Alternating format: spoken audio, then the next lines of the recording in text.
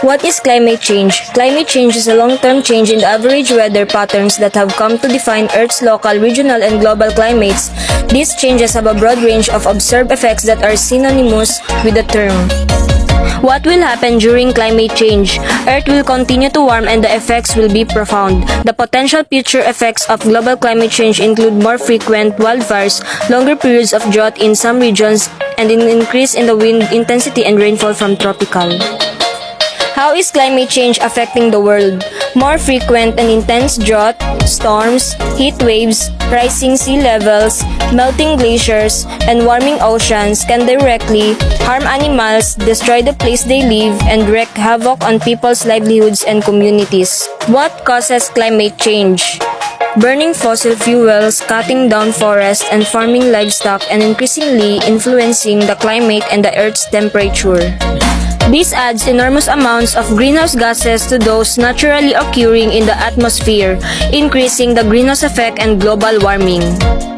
Why climate change is a problem? Climate change is the defining issue of our time and we are at a defining moment. From shifting weather patterns that threaten food production to rising sea levels that increase the risk of catastrophic flooding, the impacts of climate change are global in scope and unprecedented in scale. Why is climate change a threat? Changes in weather and climate patterns can put lives at risk. Heat is one of the most deadly weather phenomena. Increased heat waves, droughts, and floods are already exceeding plants and animals' tolerance thresholds, driving mass mortalities in species such as trees and corals. These weather extremes are occurring simultaneously, causing cascading impacts that are increasingly difficult to manage. Why we should care about climate change? Climate change affects rainfall patterns, meaning both drought and flooding will be more common and more intense. And although it's hardly comparable with life-threatening floods, climate change may already be making you late for work.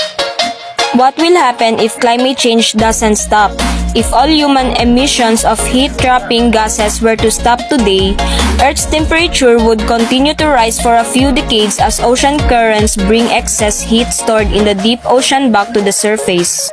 What ways can we prevent climate change? Start with these 10 actions to help tackle the climate crisis. Save energy at home, walk, bike, or take public transport, eat more vegetables, consider your travel, throw away less food, reduce, reuse, repair, and recycle, change your home resource of energy.